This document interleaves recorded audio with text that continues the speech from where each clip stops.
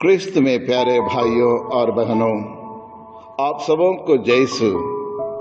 हमारे पुनर्जीवित प्रभु यीशु क्रिस्त की शांति, अनुग्रह के एवं आशीष आपके और आपके परिवार के साथ रहे। पुनर्जीवित प्रभु यीशु की कृपा न सिर्फ आज के दिन में बल्कि हर दिन आपके और आपके परिवार के साथ रहे। आज के तीनों पाठों का मूल सारांश है पुनर्जीवित प्रभु यीशु क्रिस्त की शांति एवं आनंद को प्राप्त करने के लिए हमें मन फिराव करना तथा दूसरों को भी मन फिराव के लिए निमंत्रण देना है।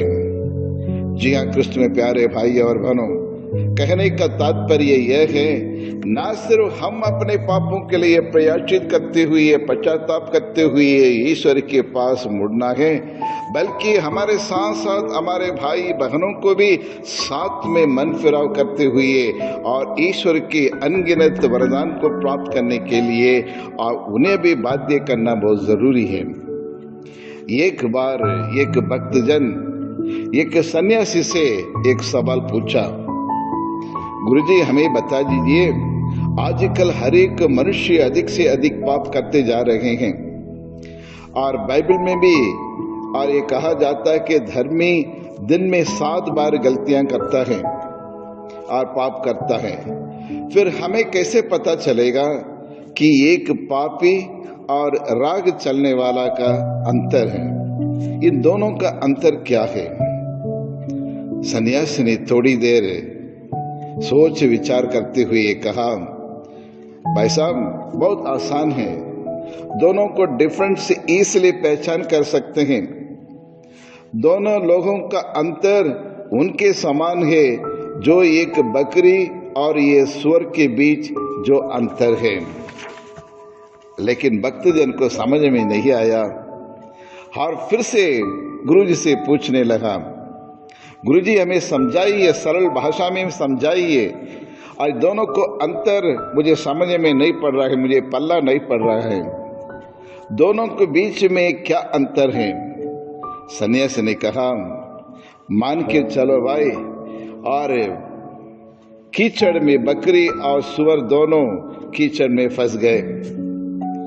बकरी किसी भी प्रकार से कोशिश करते हुए और आवाज करेगी ताकि उनके मालिक आके जल्द से जल्दी आके और कीचड़ से उन्हें मुक्त कर दे, कीचड़ से उन्हें खींचकर बाहर निकाल दे। और बकरी खुदी और भरपूर कोशिश करेगी कैसे भी और ये कीचड़ से, ये दलदल से मैं बाहर निकल जाऊं। लेकिन दलदल में पड़े रहने वाले और उस जानवर के समान, उस स्वर के समान वो नहीं रहता है।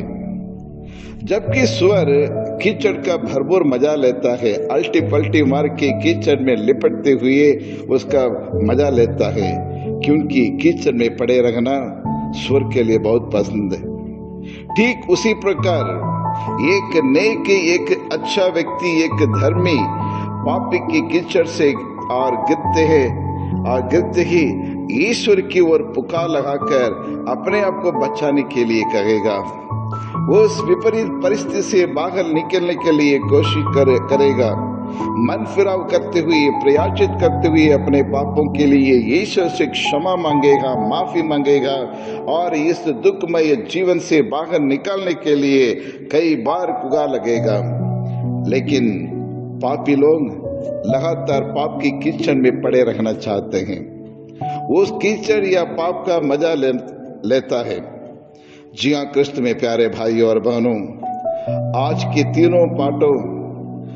तीनों पाठों हमें यह शिक्षा देता है कि भले हम कितने भी बड़ा पापी क्यों ना हो, लेकिन पापमय सागर से उठकर बाहर आना चाहिए, अपने पापों के लिए, अपने गुनाहों के लिए और प्रायश्चित करते हुए ईश्वर की ओर हमें मुड़ना चाहिए।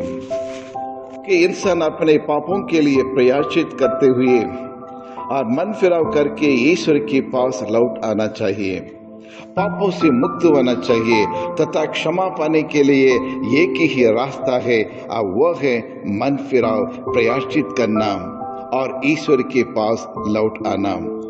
क्योंकि प्रभु यीशु ने और अपने और हमारे पापों को अपने ऊपर ले लिया है। उन्होंने क्रूस पर हमारे सारे रोगों को और सारी गलतियों के स्वाबों को, पापों को, कुकर्मों को अपने कंधों पर उन्हें उठा लिया है। प्रिय विश्वासियों, मन फिराव करना बहुत जरूरी है।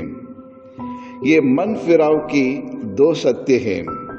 पहला सत्य है कि पुनर्जीवित प्रभु यीशु का आनंद एवं शांति पाने के लिए मन फिराव करना अनिवार्य है।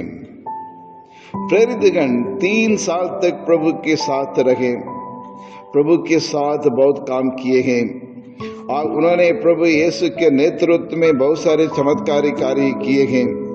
प्रभु यीशु के चमत्कार उन्होंने देखा है, उनके अद्भुत कार्यों को भी उन्होंने देखा है। और कुछ 2 शिष्य एम्माउस का अनुभव प्राप्त करने के बाद ही शिष्यों के जीवन में बहुत बड़ा बदलाव आया और उनके जीवन में सच्चा मन परिवर्तन हुआ। किस प्रकार का मन परिवर्तन या किस प्रकार बदलाव और प्रेरितों के जीवन में आया? अविश्वास से विश्वास की ओर, अदृष्टि से दृष्टि की ओर और हरे हुए जीवन से आशामय जीवन की ओर या विजय जीवन की ओर आगे बढ़े। जी हाँ, क्रिस्त में प्यारे भाई और बहनों, हमारे जीवन में भी एम्माउस का अनुभव होना बहुत जरूरी है। तभी हम पुनर्जीवित प्रभु की आशीष एवं उनके वरदानों एवं कृपा और शांति को हम प्राप्त कर सकते हैं। दूसरी बात यह है कि एम्माउस जाने वाले शिष्यों में केवल एक का नाम क्लियोपा बताया जाता है, लेकिन दूसरा शिष्य का नाम नहीं बताया गया है। क्यों नहीं बताया गया है? वे इसलिए नहीं बताया गया है कि वो दूसरा शिष्य आप हो सकते हैं, मैं हो सकता हूं, हम सब हो सकते हैं। जी हाँ, क्रिस्त में प्यारे भाई और बहनों, हम में से हर एक व्यक्ति पुराने मनुष्य को छोड़कर और त्याग कर पुनर्जीवित प्रभु यीशु में एक नया सृष्टि बनना चाहिए। हमारे पाप में ये जीवन को त्याग कर छोड़कर और हम ईश्वर के पास आकर पुनर्जीवित प्रभु यीशु के सानिध्य में आकर हमें एक नया इंसान, एक नया जीवन प्राप्त करना चाहिए। जरा मनन चिंतन करके देखें, मेरा जीवन कैसा है? अक्सर हमारा जीवन उस पत्थर के समान है जो नदी में सालों या सदियों से पड़ा रहता है, लेकिन सालों से बहने वाले पानी से उसे कुछ असर नहीं पड़ा था। हमारा क्रिस्तीय जीवन भी कई बार उस पत्थर के समान है। हर साल मन फिराव करना, पश्चाताप करते हुए, फास्टिंग रखते हुए और उपवास करते हुए, परहेज रखते हुए सब कुछ हम करते जरूर, पर कुछ समय के बाद वहीं हम लौट जाते हैं जहां हमें पसंद है। सच्चा मन फिराव न सिर्फ पाप स्वीकार करना या मेल मिलाप करना, बल्कि हमारा जीवन शैली में बदलाव आना चाहिए। हमारे क्रिया में, हमारे विचार में, हमारे करने में और हमारे अच्छे कार्य या सेवा के द्वारा मालूम होना चाहिए कि सच में हम मन परिवर्तन हुए हैं। इसलिए सेंट अगस्टिन ने कहा, हमारे बुरे कामों को प्रकट करना और उन्हें स्वीकार करना अच्छा मन परिवर्तन का संकेत है। जी हाँ, क्रिस्त में प्यारे भाई और बहनों, और दूसरा सत्य यह है कि दूसरों की गलतियों को और उसे समझाकर, उन्हें बताकर, उन्हें भी मन फिराव की ओर ले चलना हमारा परम कर्तव्य है। बाइबल कहती है कि प्रेरित चरित्र अध्याय 3 और 19, आप लोग पश्चाताप करें और ईश्वर के पास लौट आए जिससे आपके पाप मिट जाए। यानी स्पष्ट शब्दों से कहते हैं, और हम में से हर एक क्रिस्तीय भाई एक दूसरे के प्रति और हमारा जो जिम्मेदारी के कर्तव्य है उसी के बारे में आज का पहला पाठ हमें बताता है। आप लोग पश्चाताप करें और ईश्वर के पास लौट आए जिससे आपके पाप मिट जाए। जी हाँ कृष्ण में प्यारे भाई और बहनों, दूसरों को मन में चोट पहुंचाने के लिए नहीं, दूसरों की बुराई करने के लिए नहीं और दूसरों की गलतियों को दर्शाने के लिए नहीं या फिर दूसरों के ऊपर हंसी उड़ाने के लिए नहीं, बल्कि एक सच्चा क्रिस्ती होने के नाते, भातृ प्रेम होने के नाते वो अपने भाई के समान उन्हें सही मार्ग पर लाने के लिए, सही दिशा में चलने के लिए, सही रास्ता दिखाने के लिए और उनकी गलतियों को और पॉइंट आउट करना जरूरी है। Not to wound any person, because we all are the children of God, we all have the great responsibility to correct our own brothers and sisters and help them to come out or come back to Jesus to receive a new life, a new hope, a new faith in the risen Lord. जी हाँ कृष्ण में प्यारे भाई और बहनों, लेकिन आज की बदलती हुई इस दुनिया में कोई अपनी गलती को मानने के लिए तैयार नहीं है। कोई इंसान अपने पापमय जीवन को त्याग कर एक नया जीवन को पाने की आस नहीं रखता है। कोई व्यक्ति सुधरना भी नहीं चाहते हैं, अपनी अपनी मनमानी जीवन जीना चाहते हैं। किसके बारे में कोई चिंता, किसी के बारे में कोई चिंता नहीं है। कभी कभी गलती हमारी भी है। हम सबसे पहले दूसरों के बारे में परवाह नहीं करते, चिंता नहीं करते हैं। कोई कुछ भी करे, मुझे क्या फर्क पड़ता है, और वो अपना जीवन जीने दो, मैं अपना खुद का जीवन जीऊं। सब अपना अपना जीवन कैसे भी जीने दो, दूसरों की जिम्मेदारी नहीं लेना चाहते हैं। आज की क्रिस्तीय भाई बहन और यही चाहते हैं, मैं अपना जीवन को अच्छा से जीऊं, दूसरों के बारे में मैं क्यों चिंता करूं, दूसरों के बारे में मैं क्यों परवाह करूं करके, और इस प्रकार का एक नकारात्मक विचार और मन में रहता है। आइए हम ईश्वर से प्रार्थना करें। पुनर्जीवित प्रभु यीशु क्रिस्त सबसे पहले जब अपने शिष्यों से मिले थे, उन्होंने देखा कि उनके जीवन में, उनके परिवार में, उनके मन में शांति नहीं थी, समाधान नहीं था, संतोष नहीं था, कुछ काम कर नहीं पाते थे, डर से भयभीत हो चुके थे। इसलिए सर्वप्रथम ईश्वर ने कहा, आप लोगों को तुम्हें शांति मिले। शालोम, यहोवा शालोम, यानी और शांति देने वाला परमेश्वर हमारा परमेश्वर है। और इसलिए प्रभु यीशु क्रिस्त और क्रिसमस के समय मनाते हैं कि प्रभु यीशु क्रिस्त शांति का पैगाम कर और इस संसार में आए हैं। आज पुनर्जीवित प्रभु यीशु क्रिस्त बार बार अपने शिष्यों के बीच में और खड़े होकर उनको दर्शन देकर ये समझाते थे कि डरो मत, मैं तुम्हारे साथ हूँ, मैं तुम्हारे साथ हूँ, मेरी शांति तुम्हारे साथ है, तुम्हें डरने की जरूरत नहीं है।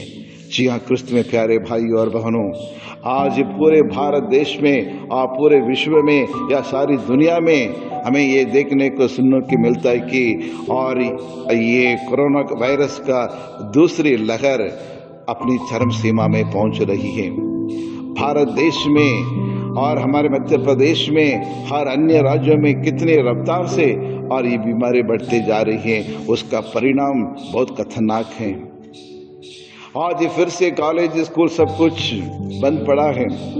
लगभग 15 महीना बीत चुका है, लेकिन आज तक की इस वायरस को खत्म करने के लिए किसी के पास कोई रास्ता नहीं है, कोई रास्ता नहीं है। लेकिन हमारे इस परिस्थिति में हमारे प्रभु यीशु क्रिस्त आपसे और मुझसे और इस संसार में रहने वाले हर एक व्यक्ति को एक समझाना चाहते हैं, और चंगाई करने वाला परमेश्वर मैं ही हूँ, मैं ही तुम्हारे दुख तकलीफों को दूर करने वाला परमेश्वर, और मैं ही चंगाई करने वाला परमेश्वर है। मैं तुम्हें चंगा करने के लिए तैयार हूँ, मेरे पास आओ, मुझ पर विश्वास करो, मन फिराव करो, मैं तैयार हूँ करके आज प्रभु यीशु हमें शांति देने के लिए, हमारे बीमारियों से छुटकारा देने के लिए और हमें निमंत्रण देते हैं। तो आइए हम प्रार्थना करें। हे सर्वशक्तिमान पिता परमेश्वर, आपने कहा स्तोत्र गीत 50-15 में आपने कहा, संकट के समय मुझे दुहाई दो, मैं तुम्हारा उद्धार करूंगा और तुम मेरे सम्मान करोगे। हाँ प्रभु, हमारे दुख तकलीफ में, हमारे पारिवारिक के जीवन में आने वाले हर एक दुख तकलीफों को आपके सामने हम प्रस्तुत करते हैं प्रभु। आज पूरे भारत देश में ये कोविड-19 ने इतना हम सबों को डरा के रखा है प्रभु, और उससे बाहर नहीं निकल पाते हैं। जहाँ देखो रोज लोग, सैकड़ों लोग मरते जा रहे हैं, अपने प्रियजनों से मिल नहीं पाते हैं, अपने प्रियजनों से, परिवार से और दूर रहते हैं प्रभु। इन परिस्थिति में आपके सिवा हमारा कोई विश्वास नहीं है, आपके अलावा कोई उद्धारक नहीं है प्रभु। संसार के सच्चा परमेश्वर तू ही है प्रभु, और तू ही हमारे गढ़ है, तू ही हमारे डाल है, और तू ही हमारे चट्टान है प्रभु। तू ही हमें बचाने वाला परमेश्वर है, क्योंकि हमें सृष्टि करने वाला परमेश्वर तू ही है, हमारे रक्षक भी तू ही है। Yes lord, we totally trust and surrender ourselves to you. संपूर्ण रीति से आपके पावन चरणों में हम समर्पित करते हैं प्रभु। इस बीमारी के वक्त, इस बीमारी के दौरान प्रभु, आप अपनी चंगाई के हाथ हमारे ऊपर रख दें, ताकि हम जल्दी से जल्दी चंगाई प्राप्त कर सकें, तथा आपके सम्मान, आपके नाम के महिमान्वित कर सकें, आपके नाम के रोशन कर सके प्रभु। और साथ साथ हमारे पूरे भारत देश में और जो भी जितने भी व्यक्ति ये बीमारी से पीड़ित हैं, आप उन पर भी अपनी कृपा प्रदान करें, और उन डॉक्टर लोगों को, नर्स लोगों को भी और एडमिनिस्ट्रेटर्स को भी आशीष दे प्रभु, अच्छी ज्ञान दे, सेवा करने की उन्हें ताकत, बल और शक्ति उन्हें प्रदान करे, ताकि इतने लाखों करोड़ों लोगों की वो लोग सेवा कर सके, उनको जान को यीशु क्रिस्त के नाम से उनके जीवन को, जान को बचा सकें। यही प्रार्थना हम करते हैं हमारे प्रभु यीशु क्रिस्त के द्वारा। हालेलुया, हालेलुया, हालेलुया, आमीन।